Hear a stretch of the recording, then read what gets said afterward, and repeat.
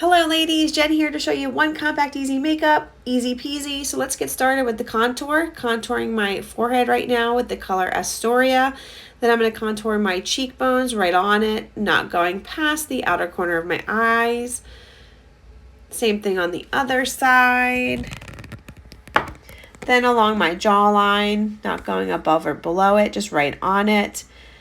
Next, I'm going to take the color Shadow to go right and contour my nose. And after this is the next step, which is adding concealer or brightening highlight. So on the inner and outer corner of my eyes, and this is the color Aura, in between my eyebrows, down the center of my nose, Cupid's bow, and then of course my chin. The third step, ladies, is to add your foundation, and that goes everywhere else, as you can see here. I recommend putting a little bit of product on because that product does go a long way, and it will blend seamlessly into your face.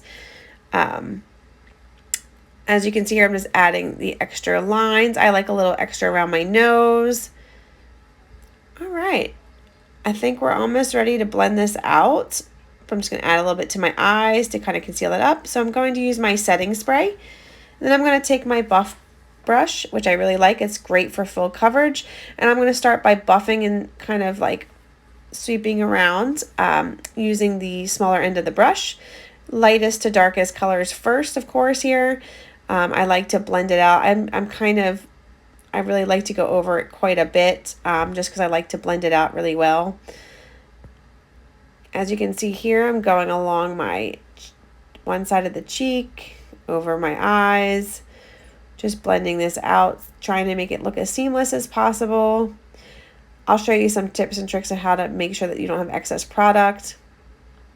And then I'm going to go back in and I'm going to use the other side to kind of blend out the darker areas, which is the contour. So you really want to kind of sweep it along your forehead, but then kind of up into your hairline.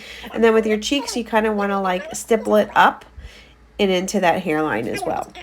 You don't want to get rid of the product. The whole point of the contour is to contour your face. So the next step is to add your lip and cheek after you blend it out. This one is Sangria, so you're going to go right above where you put that contour. I like to use this after because I like a little bit more pop of color along your lips. I'm lining that here. Sangria is a beautiful pink.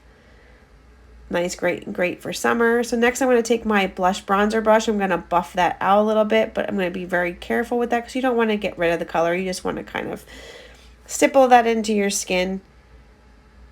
Then I'm going to add some bronzer because I like a little extra color. Who doesn't? So this is Bella Bronzer. So you're going to kind of create a C, like starting in the middle of your forehead and kind of sweeping down onto your cheekbone. So you're going to follow that line basically, just to give you some extra warmth.